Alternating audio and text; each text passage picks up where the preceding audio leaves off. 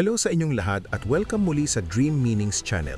Ngayon ay sisisid tayo sa isang paksa na tumatama sa kaibuturan ng ating vanity, kalusugan at higit sa lahat ang ating self-esteem. Ang panaginip na ikaw ay payat o nababawasan ng timbang. Sa mundo ng mga panaginip, ang katawan ang templo ng kaluluwa at ang pangunahing sasakyan ng ating pagkakakilanlan.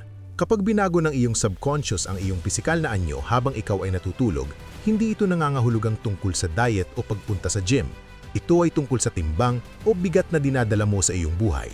Ang managinip na ikaw ay payat ay isang makapangyarihang metapora ng pagtatapon ng mga bagay na hindi mo na kailangan.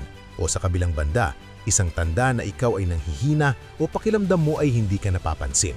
Isipin mo ang eksena, nakatayo ka sa harap ng salamin o marahil ay naglalakad ka sa kalye at napansin mong nagbago ang iyong katawan. Ating suriin ang 5 detalyadong senaryo. Panaginip na nakikita mo ang sarili sa salamin na payat, maliksi at fit. Nakatayo ka sa harap ng salamin at nakikita mo ang isang bersyon ng iyong sarili na magaan at mabilis. Kung nakaramdam ka ng saya sa panaginip, ito ay kumakatawan sa proseso ng emotional shedding. Sa wakas ay pinakawalan mo na ang mga lumang hinanakit, mga nakalalasong responsibilidad o mga maling paniniwala na nagpapabigat sa iyo ng maraming taon. Papasok ka na sa yugto ng mas malinaw na pag-iisip at kalayaan. Panaginip na mabilis kang pumapayat at nakakaramdam ng takot. Sa panaginip, ang iyong mga damit ay nagsisimulang lumuwag at mahulog at nakikita mo na ang iyong mga buto. Nakakaramdam ka ng kaba o takot.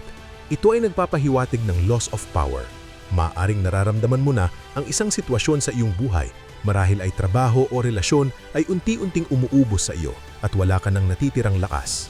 Ito ay refleksyon ng takot na mawala ang iyong pagkakakilanlan. Panaginip na napapansin ng ibang tao ang iyong pagkapayat. Pumasok ka sa isang silid at lahat ay nakapansin sa iyong pagbaba ng timbang. Kung ang mga komento ay positibo, ito ay nagpapakita ng iyong pagnanais para sa social validation. Ngunit kung ang mga komento ay nakakaabala, ito ay nagmumughahin na pakiramdam mo ay hinuhusgahan ka base sa iyong panlabas na anyo kaysa sa iyong karakter. Panaginip na payat ka nga pero wala kang lakas o hindi ka makagalaw. Nakuha mo na ang hitsura na matagal mo nang gusto pero wala kang lakas sa iyong mga binti o kamay. Ito ay tinatawag na hollow success.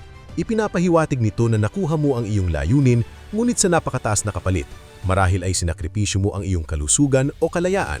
Nakuha mo ang ideal na anyo pero wala kang lakas para i-enjoy ito. I-comment sa ibaba, pakiramdam mo ba ay maganda ka o marupok sa iyong panaginip? Binabasa ko bawat kwento nyo.